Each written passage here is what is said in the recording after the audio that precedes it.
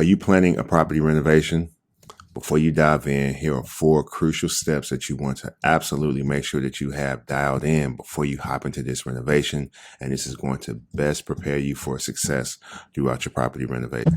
All right. Hey, I'm John. Welcome back to my channel. I'm the VP with a turnkey agency here in St. Louis. So I project manage over 100 renovations. All we do every day is rental turns for our turnkey clients. So I wanted to share 4 crucial things that I want you all to make sure that you have dialed in if you're starting on your first rehab project. Now, the first one is going to be the budget, the money. We can't move without the money. So with this budget, we want you to have it in a separate account. We don't want you to have this mingled and mixed in with your personal funds. For one, it's gonna your bookkeeper will thank you for that as well. Number 2 is when you have it mixed in with your personal funds, now you have an endless budget as opposed to a clearly defined budget because it's in a dedicated account.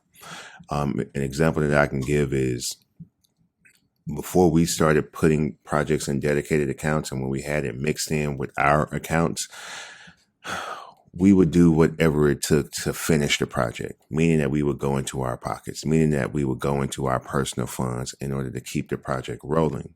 As opposed to if we had the funds in a dedicated account, we can see that, man, we're down to $2,500. We still have about $3,000 worth of work in order to close this project out. So besides going into our account, which the funds were not for this type of project, we can think of how can we get creative. Could we call and negotiate maybe with some of our contractors? Could we actually get out and do some sweat equity as well? Those are all things that you can see when you have a clear picture of how much money you have left and a clear picture of how much money is needed to close out the project. But when the funds are mixed in with your personal account, it's kind of hard to see that. So that's going to be my first word of advice is to keep your funds in a separate account when you are working on a renovation project. Next is going to be, John, well, I don't even know how to establish a budget. And that's cool. I got you. You're going to get your hard numbers. You're going to walk the property with your contractors. They're going to give you bids. Just get labor bids, and then you can get your own materials right now. But you'll have hard labor bids. You'll run through and have your materials, and then from there you'll have a rough idea of how much this project should cost.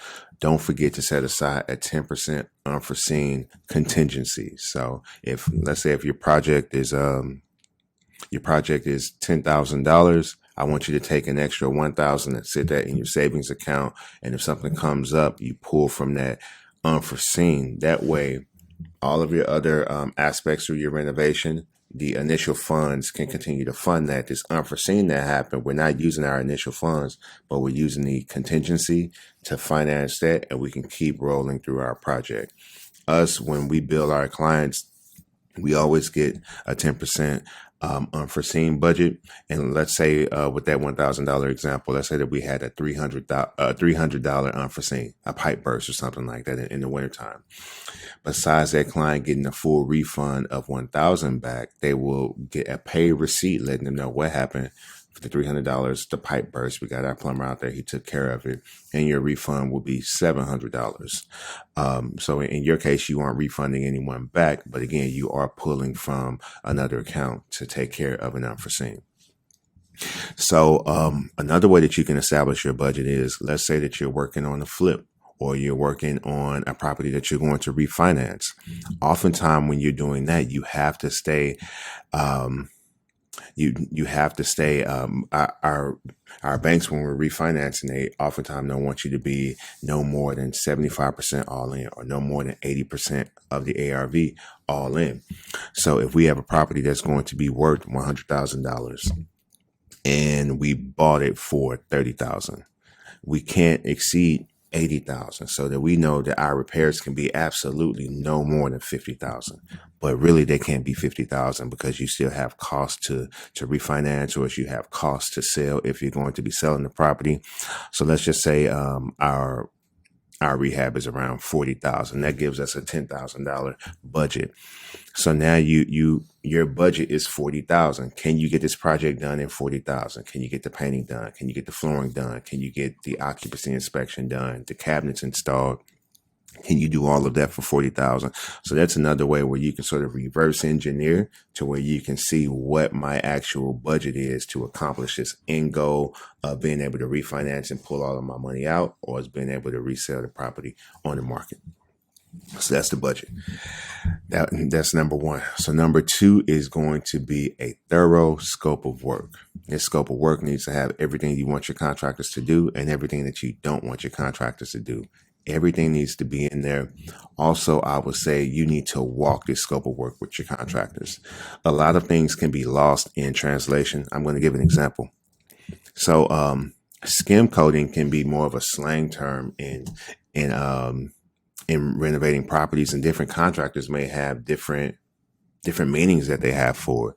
So when I say skim coating, I mean it's a rough texture, and I want it to be floated out and a smooth finish that's ready for paint. But the contractor interpreted it different.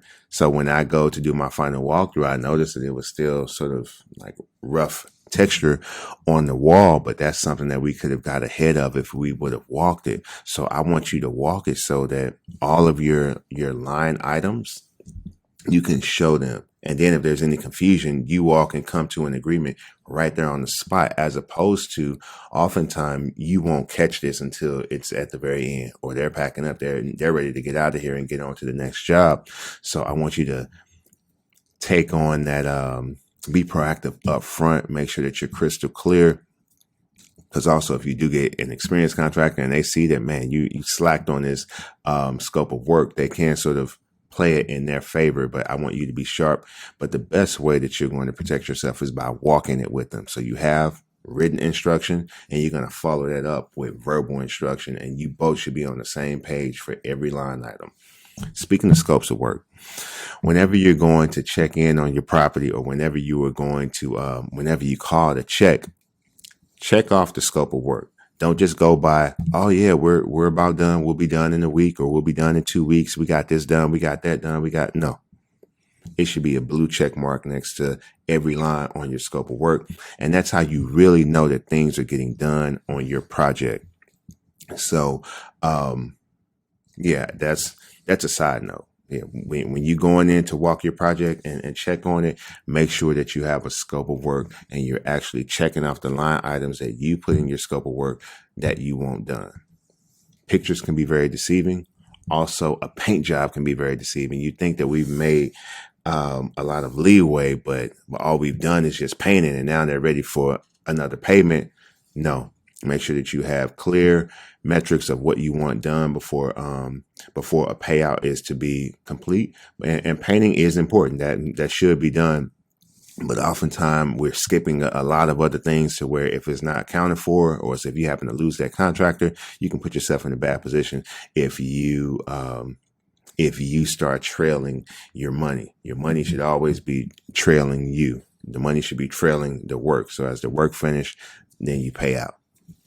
So number one is the budget. I want you to have a budget before you go into this renovation. Number two is a thorough scope of work. Also, going back to the scope of work, it's two ways that I like to do my scopes of work.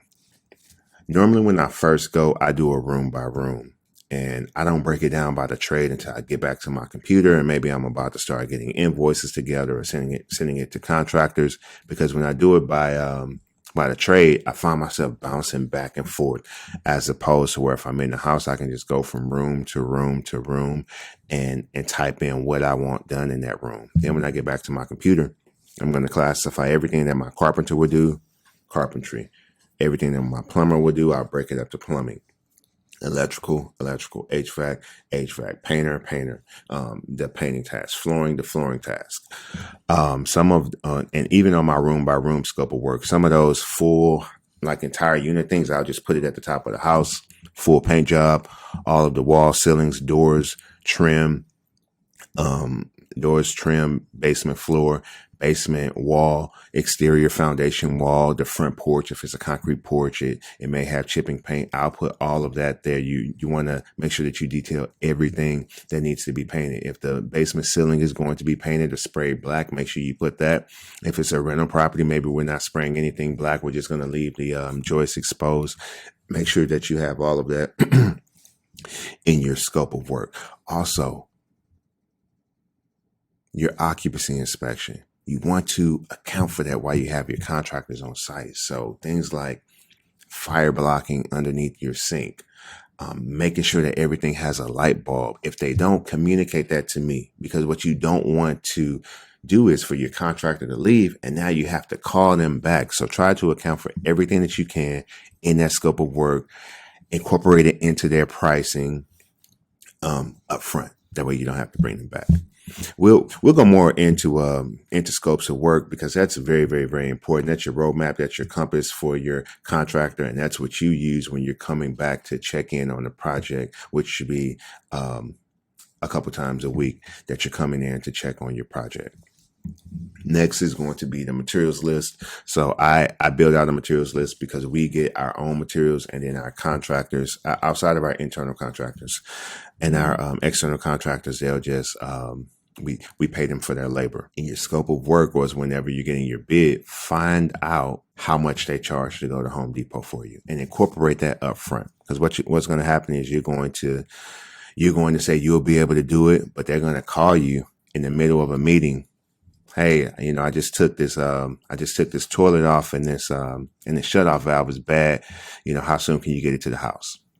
Something small like that. You want your contractor to have the green light to be able to go and get it, send you a receipt. You can Zelle them right there on the spot, or it's, hey, can you add this in on your closeout at the end? So you'll figure out the temperament of what type of contractor you're working with, if they need like an immediate reimbursement, or if they're cool with you just adding it on to the back end. But we'll do an initial drop off of the materials, like the flooring, the paint, and everything. But small stuff, because even me, I've project managed hundreds of renovations, but sometimes they're really nitpicky building materials I may not know that you are going to need. So you may need a shark bite. You may need 3. I only got 2. I don't want to have to leave the office to run to Home Depot to get that. I want you to have the green light to do it, and I want to address it up front and set that expectation up front. So let's go ahead and include that in your bid, is a few Home Depot runs throughout the project. So going back to number 3, which is the materials list, I'll have the actual materials that I need, the quantity, the price, and eventually I will have the full price of how much my materials are going to be. You can mark it up 10% to account for miscellaneous items as well as taxes and things like that. But you want to have hard numbers of your materials and hard numbers of your labor. And number 4 is going to be a reliable contractor. Can't get this done without a reliable contractor. A contractor can make or break your deal. So you want to have someone good in there. You want to be on good terms with them. You want the communication to be open. You want them to communicate things to you. You want them to join you in forecasting and vision. So some examples are, for our properties, we're always thinking of how can we best position our team member that works in tenant placement and the occupancy inspection. So we want this property to be in a great position to where an occupancy inspector will walk through and we'll pass it. So we have a checklist from the inspector, and we incorporate that into our scope of work. Another thing is your contractor, right, who's working your job. Let's say he finishes the bathroom, but your glazer who's going to come in and glaze your wall tile and and glaze your tub is scheduled for 14 days from now.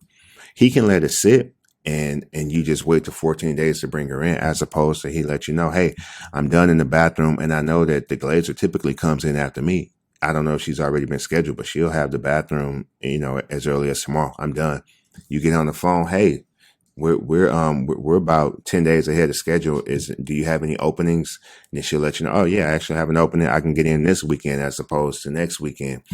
So that type of forecasting you want to help. And if you can get your contractor to buy into that with you, then you can finish ahead of time. When you finish early, it's also, you're keeping more money into your pocket. And that's just one example of forecasting. If they know that an occupancy inspector is coming, hey, like if you see that this window didn't work, like let me know that so that we can address it now, as opposed to, hey, it's not in my scope. Even if they disclose it to me and they don't do it yet, that even helps as well, as opposed to me getting there with the occupancy inspector and then finding out. But if my contractors let me know, hey, I executed my scope, these are 5 things that I noticed that I really think you should address before I can knock it out for an extra $75. And then we can do it. I can get it done before the inspector comes, because otherwise when that inspector comes, I fail, then I have to bring them back out. I fail again. Now I have to pay another $75, $90, $75, $85 for that third inspection to get the inspector out, as opposed to me saving money and saving time because my contractor was there to help me with forecasting projects.